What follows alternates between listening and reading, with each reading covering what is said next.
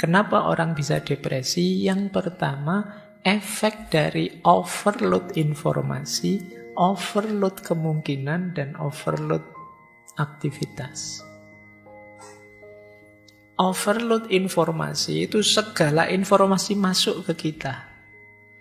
Ketika segala informasi masuk ke kita, terbuka banyak sekali kemungkinan yang bisa kita lakukan. Ketika banyak sekali kemungkinan bisa kita lakukan, alternatifnya dua. Kita bingung, atau yang kedua kita melakukan macam-macam hal. Tanpa pertimbangan mendalam. Jatuhnya overload aktivitas.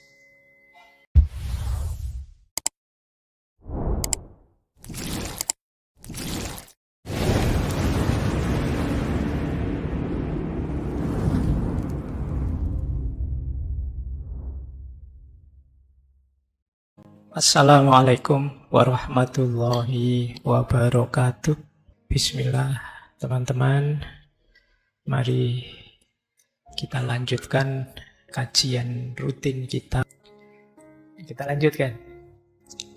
Nah, yang pertama burnout. Problem kedua, depresi.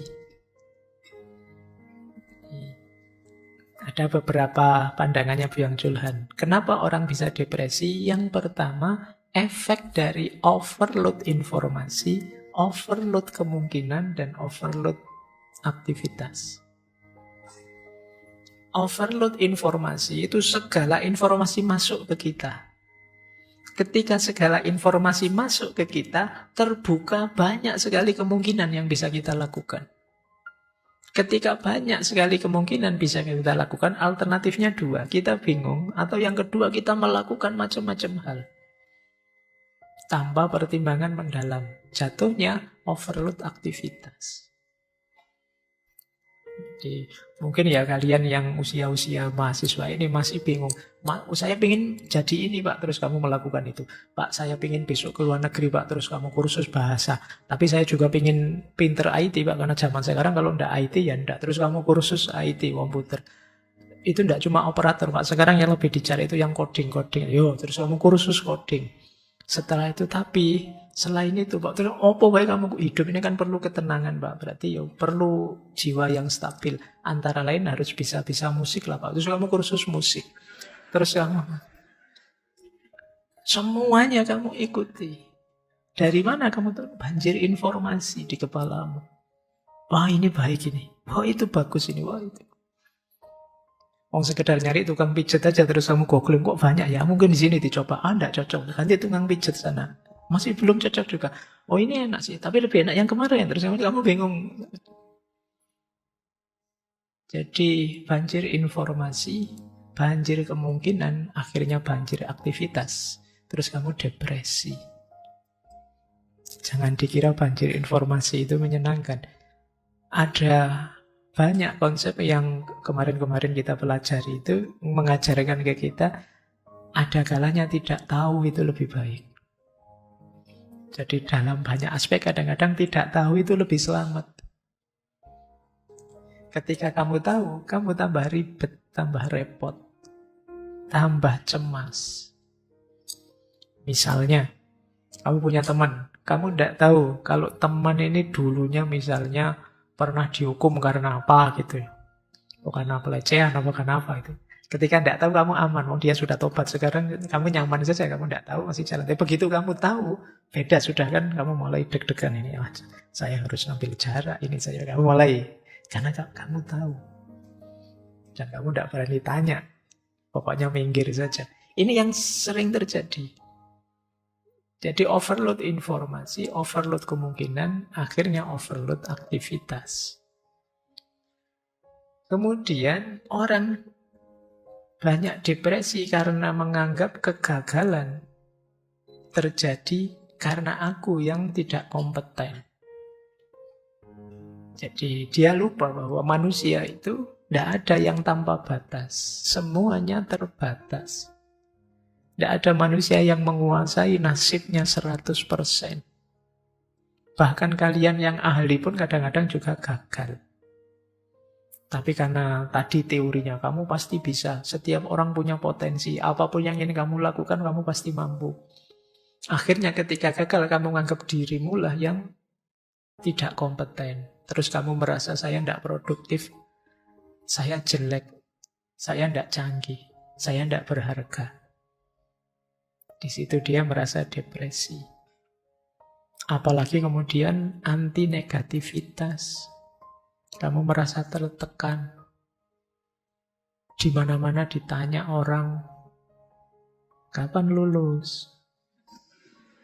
Nanti kalau sudah lulus, kapan nikah? Belum lagi kapan kerja? Sudah nikah, sudah kerja, kapan punya anak? Sudah punya anak, kapan beli mobil? Sudah punya anaknya, sudah 2 kok belum punya mobil. Nanti kapan punya rumah sendiri? Kapan? Kamu tertekan terus. Mungkin sampai tua juga begitu. Sampai punya anak, punya cucu, kamu ditekan terus. Itu yang membuat kamu kelelahan. Kadang orang tanya kayak gitu kan basa-basi saja kok. Tapi kamu menganggapnya serius. Kalau basa-basi jawabnya ya basa-basi saja. Kapan nikah? Insya Allah. Itu aja kan. Kapan kerja? Insya Allah. Itu aja sudah aman. Tapi karena kamu baper, terus kamu stres. Kenapa kamu baper? Kamu kelelahan. Kenapa kamu kelelahan? Tiap hari kamu sebenarnya mikir itu terus.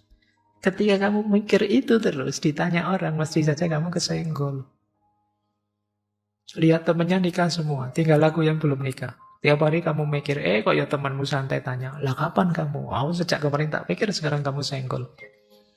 Tentu saja terus jadi baper.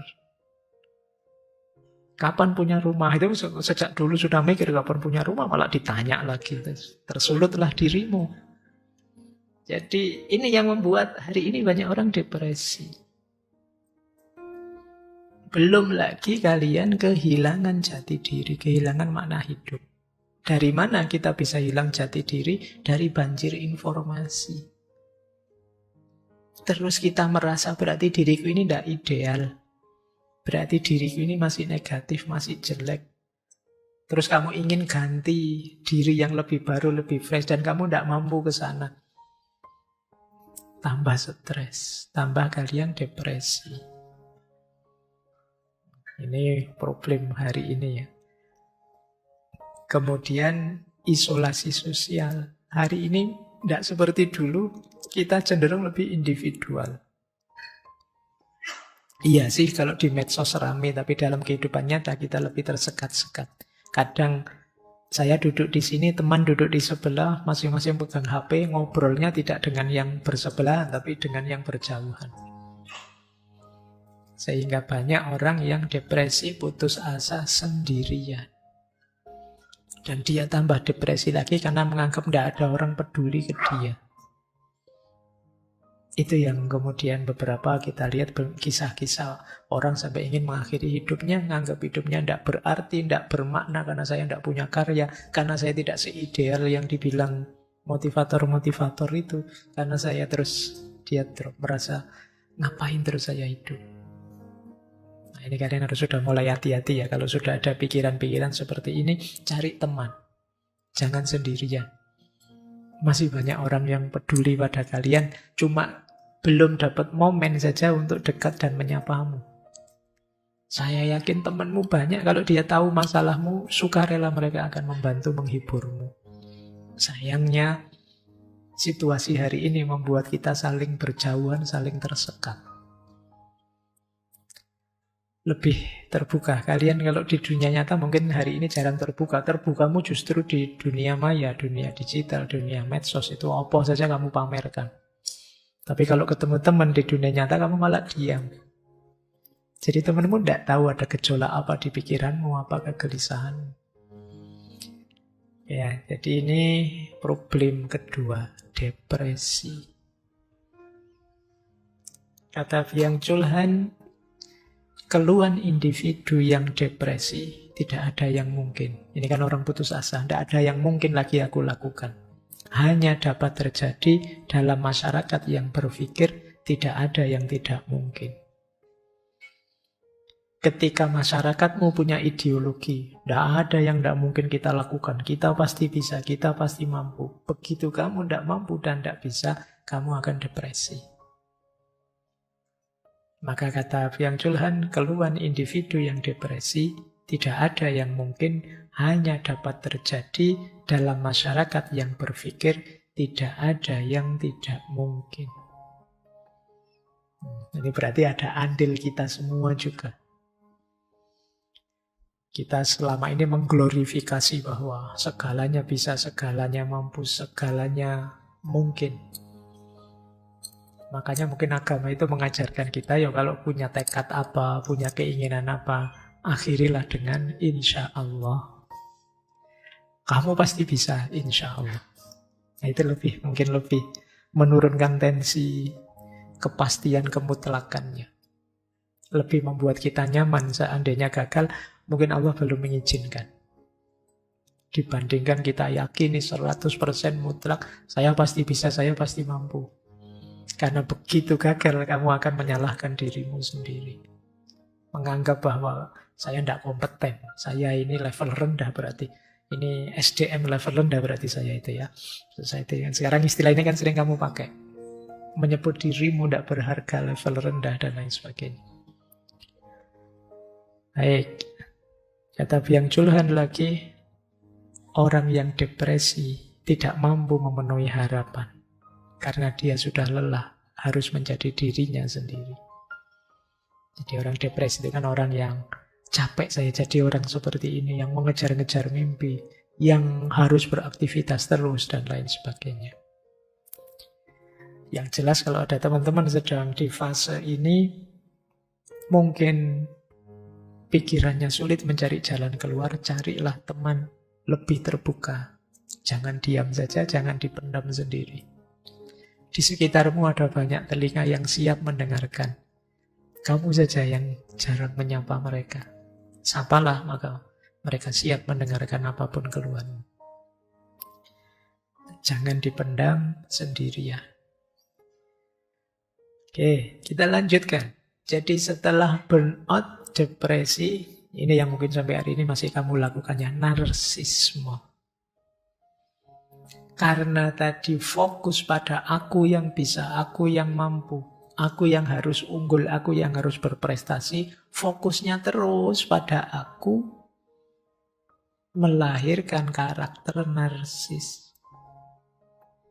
Kalian hanya melihat dirimu sendiri, mengejar pengakuan, mencari validasi. Kamu bingung kalau sudah posting lama, tidak ada yang nge-like, tidak ada yang jempoli, tidak ada yang komen. Tiap hari kamu memproduksi kabar, berita, info tentang dirimu sendiri. Semua bagian dari dirimu kamu pamerkan. Ini yang oleh Byung Chul Han disebut transparansi. Hari ini kita ada di situasi transparansi total. Kitalah yang membuka diri kita seluas-luasnya pada orang lain. Tujuannya apa? Pamer. Tidak hanya yang dalam bentuk foto. Dalam bentuk kata, komentar, kalimat. Kalian sedang pamer.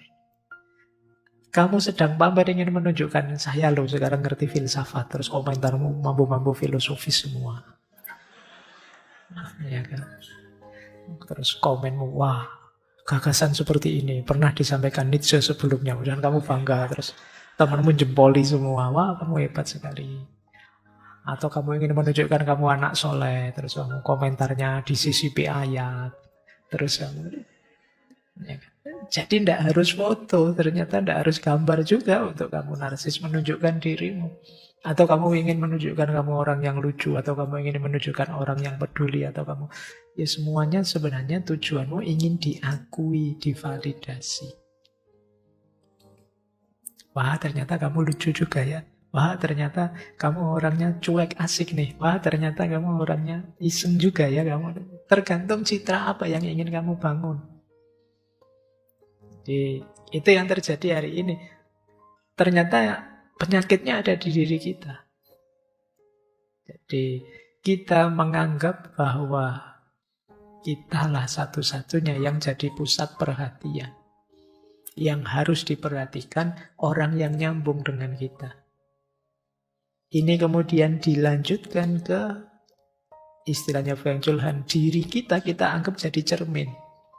Maksudnya apa? Terus kita menilai apa saja dan siapa saja sesuai standar kita. Jadi ini efeknya, efek lanjutannya dari narsis tadi. Orang kita salah-salahkan, orang kita sesat-sesatkan, orang kita hakimi ini, hakimi itu. Standarnya apa? Pikiran kita, diri kita. Karena kita menganggap kitalah yang paling benar, kitalah yang paling ideal. Kita menganggap orang sudah mengakuiku semua. Ini efek kedua yang kita lihat banyak sekali masalah-masalah hari ini seputar itu. Kemudian yang ketiga, orang narsis itu hidupnya adalah panggung. Kalau itu panggung, ya isinya acting. Peradaban hari ini itu ya peradaban acting semua. Kalian lihat di medsos, di YouTube. Sekarang semua orang membuat panggungnya sendiri. Bikin channel sendiri-sendiri. Dulu kalau kamu ingin acara kan lihat TV. Itu pun ya tidak seramai sekarang. Acaranya TV sesuai produsernya dia bikin acara apa. Mungkin lihat film ini, film itu kamu nunggu-nunggu. Sabtu ini film apa ya, Jumat ini film. Dulu begitu, sekarang kamu tinggal nyari channel suka-suka kamu. Kalau tidak ada di channel-channel yang kamu cari, kamu bikin channel sendiri. Bikin TV sendiri. Sekarang kan begitu situasinya. Ini berakar pada apa? Ya berakar pada mentalitas narsis. Jadi kalian sedang acting. Jangan salah, ketika kamu acting berarti kamu tidak jadi dirimu sendiri. Lama-lama tidak jadi dirimu sendiri, pada saatnya kamu akan bingung memahami dirimu sendiri. Ini yang orang menyebutnya kehilangan jati diri. Jadi itu kan kayak dulu ada sindrom ketika seorang aktor sering main film, terus dia perannya macam-macam beda-beda karena dia aktor canggih, ya sangat menghayati. Akhirnya efeknya pada akhirnya dia sendiri bingung, aku yang asli itu yang mana? Semua hidupnya hanya acting. Kalau dulu aktor, sekarang kita semua ternyata juga aktor. Kita semua acting. Nah, ini peradaban. Itulah yang membuat kita lelah. Kalau kita hidup apa adanya sebagai diri kita, itu kan nyaman-nyaman saja. Tapi begitu harus acting, begitu harus pura-pura, tentu saja kita akan kelelahan. Karena kita tidak jadi diri kita sendiri. Kita sebenarnya tidak mau seperti itu sih, tapi ya harus seperti itu tuntutan acting. Atau kalau bahasamu hari ini tuntutan konten. Kamu kan harus bikin konten, dan itu continue biar channelmu rame. Begitu kamu tahu, wah kalau saya acting seperti ini, yang like banyak, yang follow banyak. Besok kamu ulang dengan acting yang sama, mungkin adegan yang berbeda. Besok kamu ulang lagi, kamu ulang lagi. Pada akhirnya kamu kebingungan sendiri dengan dirimu. Apa ya aku itu begitu? Nah, ini masalah besar kita. Bahkan nanti beliau nulis buku Byung Chul Han ini, The Agony of Eros. Di era hari ini cinta itu kemudian juga hanya jadi komoditas untuk narsis. Jadi hubungan kita coraknya konsumtif. Ya mungkin kasarnya kalian pacaran hanya untuk konten saja. Kalian menyatakan cinta itu hanya agar divalidasi, diakui orang. Wah, ini orangnya penyayang sekali. Wah, dia orangnya lembut sekali pada pasangannya. Wah, itu. Jadi kadang kalau di medsos, kalau di konten kelihatan rukun, baik-baik, tiba-tiba cerai. Dan kamu kaget, kok bisa? Lah ya kemarin memang hanya acting. Itu yang banyak terjadi hari ini. Jadi cinta pun jadi komoditas untuk narsis. Tanpa kedalaman emosi. Apa cinta, jatuh cinta kepadanya bisa begitu, Pak? Sekarang banyak yang begitu. Sekarang banyak yang bikin konten-konten spiritual, mungkin konten-konten makna-makna mendalam. Tapi ya, kalau kata Imam Ghazali, hanya berhenti di mulutnya saja. Dianya sendiri tidak seperti yang dia omongkan. Dulu kita pernah membahas Imam Ghazali ketika membicarakan orang-orang yang tertipu. Antara lain ya orang yang di mulutnya berisi hal-hal mulia, tapi dirinya sendiri tidak berubah jadi mulia sebagaimana yang dia katakan. Kalian mungkin bisa acting cinta kepada Allah. Mungkin dengan cara kelihatan soleh, dari mulutnya kalimat-kalimat ilahiyah keluar, tapi hatimu sama sekali tidak ke sana. Kamu sekedar cuma ingin dipuji, cuma ingin kontenmu rame, cuma ingin orang jempoli semua, cuma ingin orang kagum padamu dan lain sebagainya. Nah, ini saatnya ya kalian introspeksi. Jadi ini agak halus model narsis. Kalau depresi kan kelihatan ya, burnout kelihatan, tapi narsis ini tidak kelihatan. Kamu merasa baik-baik saja, padahal itu tidak. Efeknya kalian bisa kehilangan dirimu sendiri. Kata Byung Chul Han, dalam jejaring sosial, fungsi teman terutama adalah untuk meningkatkan narsisme. Dengan memberikan perhatian sebagai konsumen pada ego yang dipamerkan sebagai komoditas. Kalian mencari validasi, mencari follower, mencari jempol, mencari komen. Itu kan pada teman-temanmu.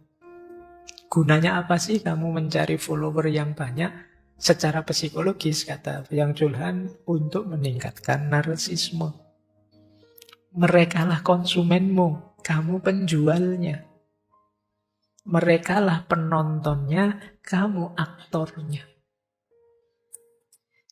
Jadi teman-teman yang di jejaring sosial itu ya sebenarnya fungsinya sebagai konsumen narsisme. Nah, nanti kalau kalian menyapa followermu begitu ya, wahai konsumen narsisku. Ya, selamat siang, selamat pagi. Masih mau like toh kontenku gitu ya. Baik, ini yang kita lakukan. Bahkan ini coba dicari ya, beliau di buku terakhir itu menulis The Crisis of Narration.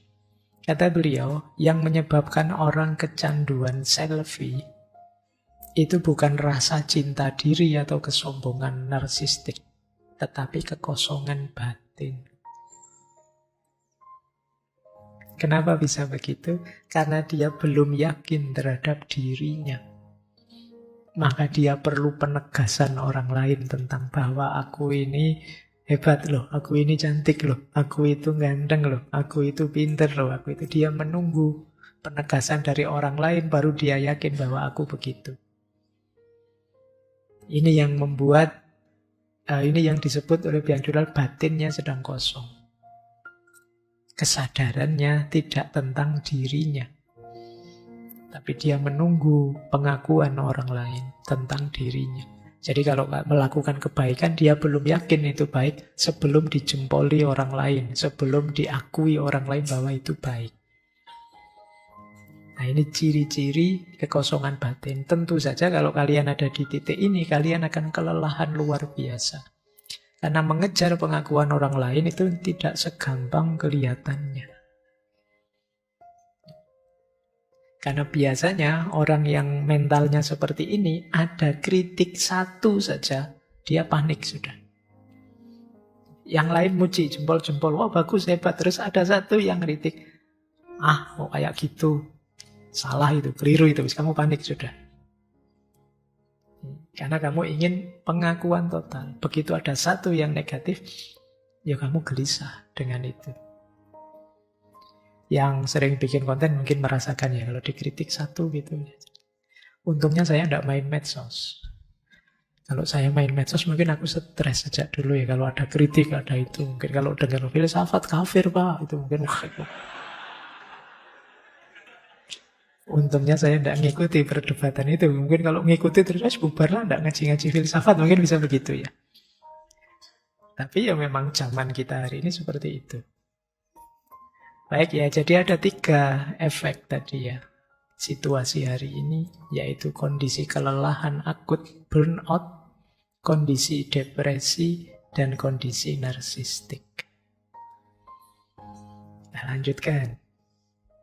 Ada beberapa jenis paradok yang disampaikan oleh Byung-Chul Han. Beliau menyebut istilah paradox of freedom. Kata beliau, freedom turns out to be a form of control. Kebebasan pada saatnya berubah menjadi sebentuk kontrol. Selama ini kan kita mendewakan kebebasan. Saya harus bebas, saya tidak boleh dijajah. Saya harus milih sendiri apa yang saya inginkan, apa yang ingin saya putuskan untuk hidup kita. Ternyata kemudian terjadi paradok. Paradok itu ya pertentangan. Apa saja paradoknya? Yang pertama, kebebasan ternyata berubah jadi paksaan. Siapa yang memaksa? Diri kita sendiri. Jadi bebas milih sih, tapi bebas milih ini terus berubah jadi pemaksaan kita pada diri kita untuk melakukan ini, melakukan itu, milih ini, milih itu. Jadi jangan dikira kebebasan itu simpel. Kalau tidak hati-hati, bahkan kebebasan itu sendiri bisa mengikat kita. Jadi, Pak, saya orangnya isi kok Pak, suka-suka saya saja. Nah, akhirnya apa? Kamu diikat oleh pemaksaanmu pada dirimu untuk selalu suka-suka dirimu. Jadi untuk selalu asal-asalan. Padahal sebenarnya ada kalanya kamu tidak ingin asal-asalan. Tapi, loh, saya kan sudah mencitrakan diriku jadi orang asal-asalan. Yo harus asal-asalan lagi. Jadi awalnya kebebasan, tapi kemudian berubah jadi pemaksaanmu pada dirimu sendiri. Yo biasanya sesuai citra yang ingin kamu bangun. Jadi, saya kan orang kritis, Pak. Oh, terus apa wae dikritisi? Padahal kadang yang tidak penting sih, simpel sih, sepele sih. Misalnya kamu mengkritisi, ini mikrofon kok pendolnya kecil sekali. Yang mbok ya lebih besar kan suaranya lebih. Ngapain kamu komentarin? Saya kan orang kritis, Pak. Iya wis. Yes, sing waras ngalah lah kalau sudah begitu ya. Iya, kamu orang kritis, tapi kan yo tahu prioritas, tahu konteks, tahu situasi. Ya tidak semuanya harus begitu. Itu menarik kalau di Jawa itu kan ada satu peribahasa, ngono ya ngono, ning ya aja ngono. Kritis ya kritis, tapi ya ndak kayak gitu. Nah itu ngono ya ngono, ning ya aja ngono. Ya pinter, tapi ya ndak begitu. Nah itu, ini kalau di bahasa Indonesia kan ada nih, begitu ya begitu, tapi ya jangan begitu. Kayak paradok ya, tapi hidup ini memang harus begitu. Iya sih, pingin sukses ya pingin sukses, tapi mbok ya jangan segitunya. Pingin kaya, ya semua orang juga pingin kaya, tapi mbok ya jangan begitu. Pingin dapat istri cantik, ya. Pingin dapat suami ganteng, ya semua juga begitu, tapi mbok ya caranya jangan begitu. Ini kan kayak membolehkan, tapi terus ngerem. Ngono ya ngono, neng ya ojo ngono. Nggak suka sih nggak suka, tapi ya mbok jangan sampai segitunya. Suka sih mengidolakan, tapi mbok ya jangan semembabi buta itu. Ngono ya ngono, ning aja ngono. Baik, ini kapan-kapan kita dalami ya filosofi ini. Agak paradok, tapi ya itulah kehidupan. Nah, seringkali kita ini tidak ngerti limit tadi. Diberi kebebasan, ya kita bebas milih, tapi terus kita berhenti di pilihan itu, akhirnya pilihan itu justru jadi belenggu kita. Kebebasan yang tidak terbatas menciptakan beban yang tidak terbatas juga. Jadi, kalau kita tanpa punya batas, tanpa punya standar, tanpa punya kesadaran tentang sejauh mana kemampuan kapasitas kita, ya pilihan kita pada akhirnya akan membelenggu kita. Jadi kadang-kadang pilihan itu di waktu sekarang benar, tapi besok waktunya ganti berubah ya. Jadi tidak relevan. Kadang-kadang saya sudah terlanjur ini, ya tetap ini, Pak. Loh, enggak, sekarang situasinya ganti. Kondisinya berubah. Kalau sampai masih dengan pilihan lama, enggak nyambung sudah. Nah, ini kebebasan yang tidak terbatas akan menciptakan beban yang sama tidak terbatas. Pokoknya saya, Pak, saya istiqomah pakai HP jadul, Pak, misalnya. Harus ini. Kalau enggak ini, enggak saya. Saya enggak mau terpengaruh oleh zaman yang terbaru. Nah, sekarang banyak urusan kita berhubungan dengan smartphone yang terbaru. Kalau kita masih pakai HP jadul, ya kita terbatas. Akhirnya banyak urusan terbengkalai karena kita terbelenggu oleh yang jadul tadi. Padahal ya kita bisa beli yang baru, terlanjur diikat oleh idealisme kita. Kita tidak luas menyikapi situasi.